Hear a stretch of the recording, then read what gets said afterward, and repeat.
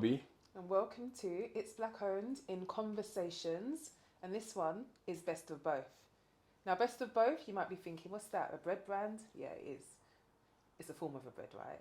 But for me, who is of two primary cultures, my mum being Jamaican, my dad being Nigerian, and a lot of Sierra Leonean influence, and being with Bobby, who I'm sure you all know. Congolese. There we go. I'm very proud.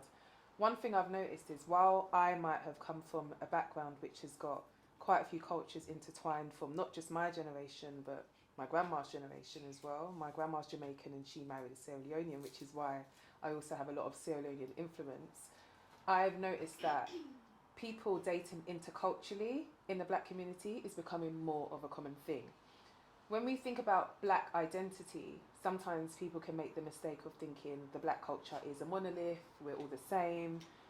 Absolutely, we have got, our similarities, our skin colour, for example, but our culture often speaks so much, has a lot of influence on how we go about life, and of course, how we date. So, Bobby? Yep. How you feeling? Good, yourself? I'm great. So, as you can probably tell, it's an idea that I cooked up. I literally thought, you know what, it's been on my heart for a minute. I want to have lots of honest conversations with other people who are dating interculturally. You want to talk about the joys, the learnings, and of course some of the challenges. And it's not one thing I don't subscribe to is this is perfect type of thing, because that's a myth, it's a lie. But I think that there could be some learning that can be shared.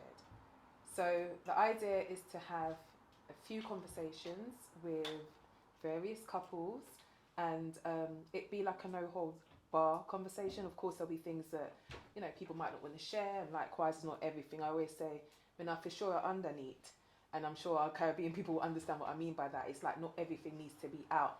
You got to have some things reserved for yourself. But I'm really excited to see where the conversations go. Yeah. Look forward to it. You're just going to look forward to it? Yeah. You're just going to turn up.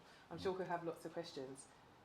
So, I guess quite a few people know about me. So, they don't know everything. So, but I guess for them to know a bit about you, I want to ask you 5 questions so people understand who you are and also a little bit about the relationship. First and foremost, what did you first think when you first saw me, when I first saw you? You know this? They don't know. Do you want to just inflate your ego? No, they don't know. They don't know. Okay, well, as I'm sure quite a few people, I'm sure you put it on that song, didn't you? Everyone knows everything. But yeah, at Carnival. 16, met her in a carnival. You was waiting to do that. She was good food. You trying to do what? Trying to eat it like a carnival. You, man. All right. So yeah, so I saw you, and I saw you before you saw me, and I thought, oh, he's so handsome. He's cute, whatever. And I thought you had like depth to your, not depth. Depth. Like you had deep eyes. I saw like, and yeah, I thought you were cute. Don't make me. Okay, no, I don't blush, but yeah, I thought you was handsome. What's the most important thing about being in a relationship to you? I think it is commitment, companionship. I'm trying to think of another C. Control. No, I'm joking now. Yeah, that's what you want, isn't it? No, it's not. I definitely don't want control. But yeah, no, I'm not. I think it's the commitment and companionship, and I see it like a good friendship, isn't it? Like, your friends, you might upset each other from time to time. You might say things that will piss each other off, but at the end of the day, that's your dog, that's your friend, and I see a relationship as like that's your person. So yeah.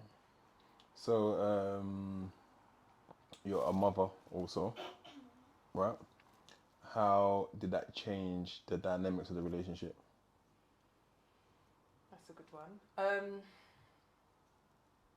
How did it change? I mean, obviously it was a massive impact. Having to consider someone else. I'll never forget the day we brought Baba home. She was sleeping pretty much the whole evening. Shout out Baba in the building. And I remember obviously fell asleep and then waking up and hearing a noise and thinking, what is that? And realising, oh my gosh, that's our child. up, baby is crying, I need to get up. And that's just the start of like having to make sure you sacrifice yourself for someone else. And it's natural, but it's also not, if that makes sense. You're going to make sure you look after your child, but it takes a while for it to sink in. So yeah, in terms of how it's impacted us, I think we both, it's interesting, like we put her, you know, she's very much a priority.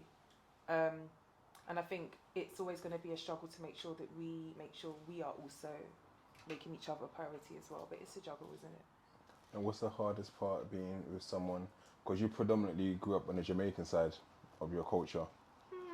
Predominantly, I would say. In regards to living with your mum. Yeah, and that's the thing. Let me let you ask the question, then I'll say what I'm saying. Yeah, so what's the hardest part being with someone Congolese? Okay, so the reason why I kind of paused you with that is that as much as I was raised by my mum, you got to remember, most of the time I was at my grandma's and granddad's house with my aunties and stuff, and then being, you know, there's a Jamaican grandma, Sierra Leonean granddad, who, is my mum's stepdad, but I mean, to be fair, it's granddad, right? I was around a lot of Sierra Leonean culture, if anything, when I was there, and I was there a lot. So it wasn't a typical, in my household, when it's just me and my mum, after obviously my mum and dad divorced, whatever, it was just me and my mum, and she's a very Kingstonian woman, that is a very strong Jamaican culture, like, oh my gosh, very strong. But I was around the Sierra Leoneans a lot, salon, bobo, salon, titi, all of that stuff. Like, I can understand Creole as much as I can understand patois. Adi body, fine. All of that. So, I mean, I'm used to being around other cultures, but I hadn't really met anyone from Congo. What was the question, sorry? Yeah, what's the most difficult part of being someone from Congo? I have to think about it. Come on, say it with chest, No, mate. I have to think about it, because the most difficult thing, which really isn't even that difficult, is like if I'm at an event and all the music is in Lingala and I don't understand. That's rare though.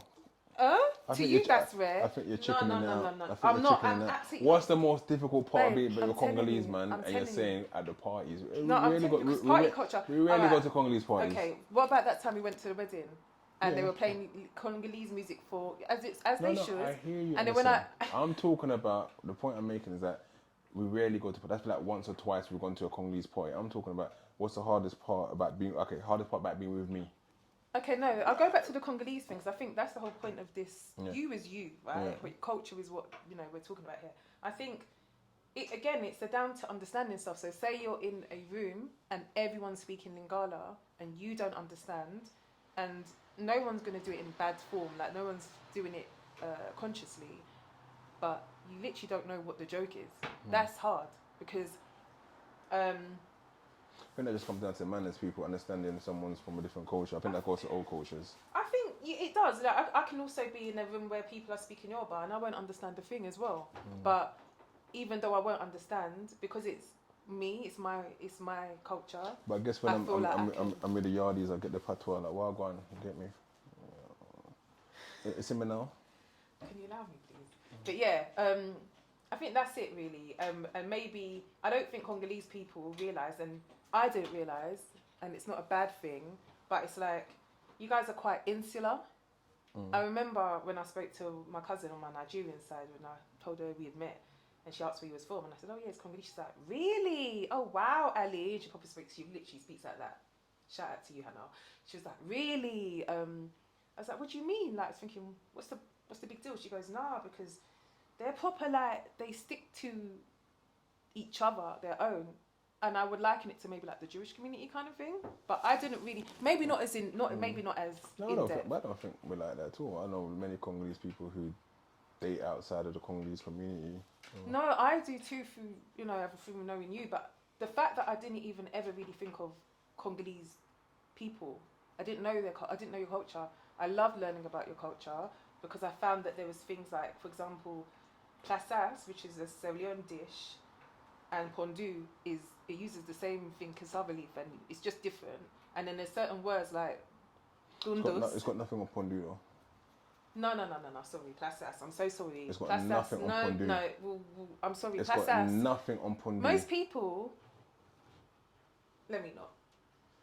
We'll do an experiment. We get people to have What we'll pasas do- and pondu, and we'll see what people say. I mean, both are nice in their own right, but you can't compare something that has what's that fish? Pilchards in the soup. No, everyone Yeah, puts to a pilchards in stew there. that has. It has. It has dry it's about fish. what It has flavors. chicken. It's what flavors. I hear you. Okay, I hear you. It's nice. Don't get me wrong, but anyway. Yeah, cool. Last question. No, I was gonna say the other thing is the other thing that the similarity of words. So like dundos as in in patois, Ndundu. and you say ndundu, Ndundu. and that is an albino person. Exactly, I didn't know that. So really, what I've learned is that we as Jamaicans say, out of many, one people, we are one, and that's it really. But What, Jamaicans are all people? What do you mean? what? You said Out of many, Mhm. as you know, there's Jamaican yeah. Chinese, Jamaican Indian. But what's that got to do Out with of Congolese? many, one people. What's that got to do with Congolese? Well, tell me why we're saying dundos in yard. Because the people from Congo, the ancestors who were shipped across there, Absolutely. they kept that. And the Jamaicans understand that out of many we are one people. Okay. Anyway, Okay. my God. And then last question. What's the difference between just being together and actually being married? That's a good one. Obviously, we've been together for a long time before we married. We had a child before marriage as well, which I wrote an article about, because I remember at the time, like, people was like, it was such a big deal. Not so much in our community, but I remember in the workplace, one girl was like, "Oh my God, I didn't know you was married when I was pregnant," and I was like, "Yeah, I'm not." And I remember thinking like, and even with my own dad, it was a big deal. Oh yeah, so what's going to happen now? You're going to get married. I'm like, well, I don't want anyone to do no shotgun wedding to me. Like, that's not the plan. But the biggest difference I would say is, I'm always a committed, loyal person. That's my nature anyway. But it's next level loyalty. This is a for life loyalty. This is God is at the center, and when we fall short, when we forget to remind ourselves of that, my stubbornness can't win here. Your stubbornness can't win here. We need to remember the covenant that we made with God. It's just a whole different level. It's a whole different level. And last one. That's more than 5, isn't it? Yeah, No. this is the last bonus Okay. one, bonus round. So I asked you to marry me the first time. You said no. Oh my God, we're not doing that. We're not doing that. Hmm? We are not doing that. Why not? I didn't say no. Why not? I wasn't ready at that time. Hmm. Okay? You said no. I didn't say no. I never ever said no. I asked her to marry me, guys. No, we're And not. she We're said- going to and she cut said that. no. Oh. Okay, so obviously, I also had some questions for you. And did you just freestyle those? No. You didn't. You're good if you did. I had to write mine down. Cool. So the first one. What was one thing that surprised you the most about me? Probably culturally speaking, but it could be anything if not pertaining to culture. What more surprised me about you? Oh.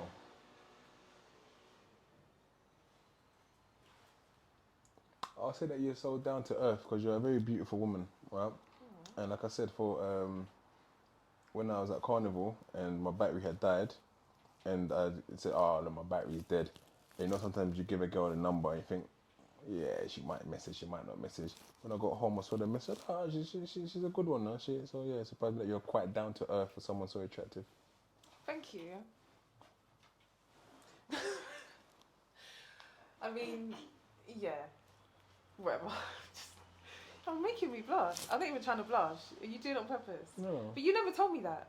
But it's kind of normal. You never asked me, so. I feel like there's a lot of stigma about, I don't want to say black girls, but I don't know how else to say it. Girls from the ends. Mm-hmm. Like you want lifestyle. Not every girl wants. I don't want nothing for lifestyle. I want it to be genuine in it. So I met you and I thought, yeah, okay, your battery died. Okay, I'll take your number. Like, it's not a big deal. But I like that you cared, that you felt aware about that, because it shows that you cared. Okay, cool. So what has been most challenging? I think the culture difference has been the most challenging, to be fair, if I'm really honest. I'm used to sort of, I mean, I've dated people from the Caribbean before, but it's been mostly, All I say, around the world, yeah, all around. no, but it's like, you're very much kind of a goal-getter, if that makes sense. You don't want to stay in princess mode. You always, I'll be absolutely honest, babe. I love you, right? But you're a bit of a control freak, right? You're a bit of a control freak, and that's the part I find challenging because I want to be in control and say, okay, this is what we're gonna do, and this is what we're gonna plan, and this is what, and then you want to do the same, and we have to kind of reach a kind of compromise, which kind of adds to a lot of clashes. But I think that's the most difficult part of it. But I wouldn't change you, and I'll say, babe, I love you again. But your South London faciness, yeah, your South London I'm originally faciness. from Hackney. No, don't claim Hackney, please. Your South London faciness, right? It's a lot, as Ambush would say. But you know what? You are who you are, and I am who I am. And yeah, that's the thing. I find the most challenging. Okay, fair enough. I don't know any face to girl that's going to be saying, let me take your number. Anyway, but it's okay. All right, so, I'm joking. I like your honesty. All right, so complete the sentence. As one gone. Another one born. So, kind of, yeah, annex one barn. Oh, there you go. Okay. And who is behind this quote from a song? Emma Dami Duro. And the video. That is. I'm actually impressed. Okay. Last thing. What's one thing you've learned about yourself since we've got to know each other over the years? So about you.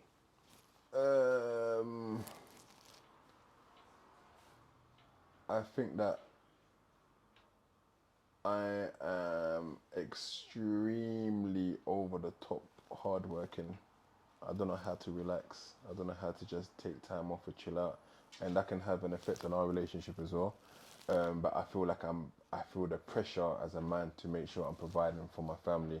So that element, I found that more. I've always worked hard, but sometimes I can be lazy. But I think ever since having a family and so on, it kind of gives you that extra emphasis and boost. Okay, cool. We can't fail. We need to provide. We need to pay bills. We need to, and so on. Yeah. To be fair, I think even before we had our daughter, obviously you had your oldest, big O up, but you've always been someone who works really hard, and it's one thing I really admired about you. Like, I don't remember you. Like, you would be fundraising, like in your Hackney Wick kit at Tesco's, and I'd see you and I remember a couple of boys. We got Ryan and is it John? John, yeah. Yeah, I remember them, and I was just so proud of you because. I knew the other guys, even the Jeromes, there the was other Jadens. guys, absolutely, but they've those all done two, it. Taff, they're all. I come remember, out and it's just the way that you would do with a smile on your face. You would, and I just remember you wouldn't take days off. Like, you would get out, you'd be active. You'd be like, all right, leave me the key if I was in the house, whatever, and you'll go about your business, doing what you need to do. And I always admired that about you. So I want you to know that it's never that I don't want you to be as hardworking, but I do think that it's okay for you to enjoy the fruits of your labour. So when we do go on holiday, yeah, you need to promise me that when we go on honeymoon, you're gonna not be on top of your phone, and you're gonna. Young Jeezy once said, "I'll sleep when I die." No. Okay, guys, it's been an absolute pleasure. It's been a blast. Can you just promise me that you're actually gonna relax? We'll try. Okay, cool. Sign them out. All right, cool. So that was literally the introduction. Stay tuned because we'll be having some conversations. We are literally. I said to Bobby, I just want to take each step as it comes. We haven't got everything planned out just yet, but we are interested in people that are dating interculturally. And when I say dating, I don't mean you've gone on two links. I mean, it's a long-term committed relationship. You've met each other's families and you've gone through the challenges as much as you've gone through the good times. So yeah, we're going to sign out.